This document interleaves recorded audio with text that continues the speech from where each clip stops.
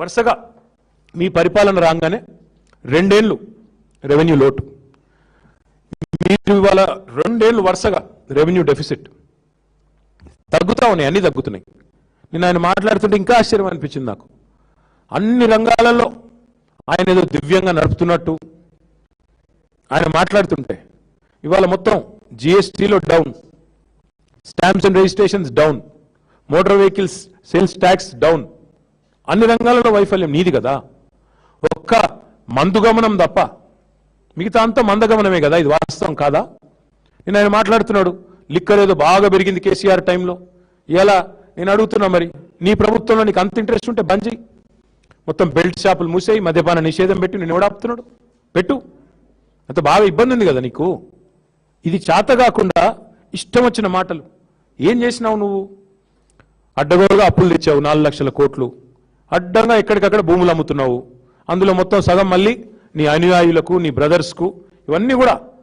మరి పోనీ 4 లక్షల కోట్లు అప్పు చేసి ఏం చేసినాడయ్యా రేవంత్ రెడ్డి గారు అంటే, రైతులకు రైతు బంధు పైసలు ఎగవేత, పిల్లలకు ఫీజు రీయింబర్స్మెంటు ఎగవేత, ఉద్యోగులకు డిఏలు పిఆర్సీ ఎగవేత, రిటైర్డ్ ఉద్యోగులకు రిటైర్మెంట్ బెనిఫిట్స్ ఎగవేత, మహిళలకు మహాలక్ష్మి ఎగవేత, వృద్ధులకు పెద్దలకు 4 లక్షల పెన్షన్ ఎగవేత. ఒక్క ప్రాజెక్టు కట్టింది లేదు, కానీ కూలగొట్టినవి చాలా ఉన్నాయి. ఎస్ఎల్బీసీ కూలిపోయింది, వట్టెం పంప్ హౌస్ మునిగిపోయింది, సుంకిశాల కూలింది, పెద్దవారు కొట్టుకపోయింది. ఇన్ని కూలినాయి. 2 పిల్లర్లు కుంగితేనేమో కాళేశ్వరాన్ని కూలేశ్వరం అంటావు. మరి ఇన్ని కూలగొట్టి ఎస్ఎల్బీసీలో చివరికి 8 మంది చచ్చిపోతే శవాలు తీయలేని అసమర్థ ప్రభుత్వం నీది.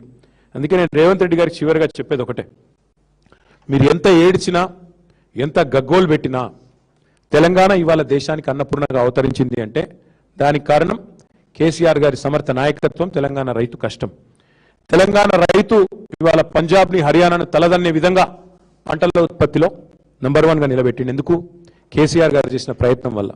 రైతు చల్లగా ఉండాలని చెప్పి కేసీఆర్ గారు అప్పు చేసినా, 2,80,000 కోట్ల అప్పు చేసినా కేసీఆర్ గారు రైతు మీద 5 లక్షల కోట్ల పెట్టుబడి పెట్టిండు 10 ఏళ్లలో.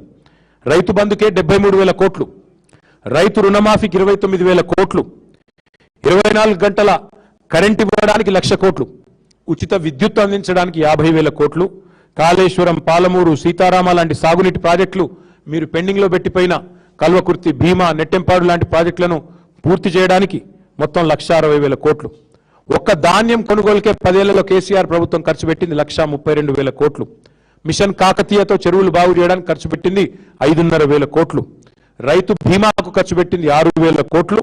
రైతు వేదికలు, రైతు కళ్ళాలకు మళ్ళీ 1,000 కోట్లు. అంటే మొత్తం కలిపి 5 లక్షల కోట్లు కేసీఆర్ గారు రైతుల మీద ఖర్చు పెట్టిండు. కాబట్టే మరి ఈరోజు తెలంగాణ భారతదేశంలోనే అన్నపూర్ణగా అవతరించింది. ఇక చాలా చేశాం కానీ ఇవన్నీ నేను చెప్పను. మేము మోటార్లకు మీటర్లు పెట్టమని చెప్పినాం, తెగించినాం.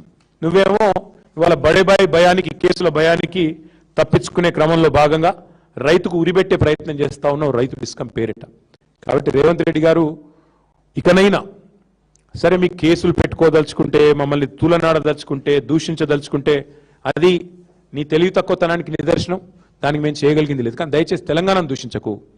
తెలంగాణ ముఖ్యమంత్రిగా ఒక సిరి సంపదలు కలిగిన ఈ రాష్ట్రాన్ని, కష్టపడే ప్రజలున్న ఈ రాష్ట్రాన్ని దయచేసి మాటలతో, సూటిపోటి మాటలతో మరి అందరి ఆత్మస్థైర్యాన్ని దెబ్బతీసే విధంగా, అన్నదాతల ఆత్మస్థైర్యాన్ని దెబ్బతీసే విధంగా మాట్లాడవద్దని కోరుతూ, మరి నిజంగా కూడా నీకు చిత్తశుద్ధి ఉంటే we are ready for your challenge అన్నావు కదా నిన్న.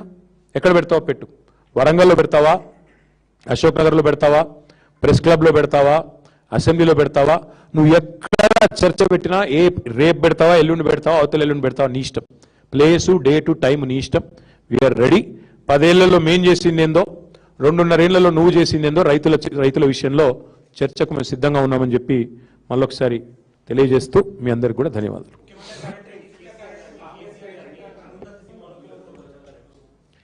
ఎట్లా చూస్తాం బ్రదర్? బాహుబలి సినిమాలో చివరికి బల్లాల దేవుడికి ఏ గత అయిందో ఆయనకు కూడా గదే గత అవుతుందని చెప్తాను. ఆయన భాషలో ఆయనకే చెప్పాలి కదా. ఇక అంతకంటే ఎక్కువ ఆయనకి చెప్పేది ఏం లేదు. ఒక మూర్ఖుడు, ఆయనకి ఎంత చెప్పినా అంతే, ఆయన మారడు, మాకు తెలుసు. కానీ చివరికి ఏ గతి పట్టాలో, హిట్లర్కి ఏ గతి పట్టిందో ఆయనకు కూడా అదే పడుతుంది. ఇదివరకు కూడా చెప్పాను నేను మీకు. ఇదివరకు కూడా చెప్పాను మీకు, కలాం గారు ఏం చెప్పారు?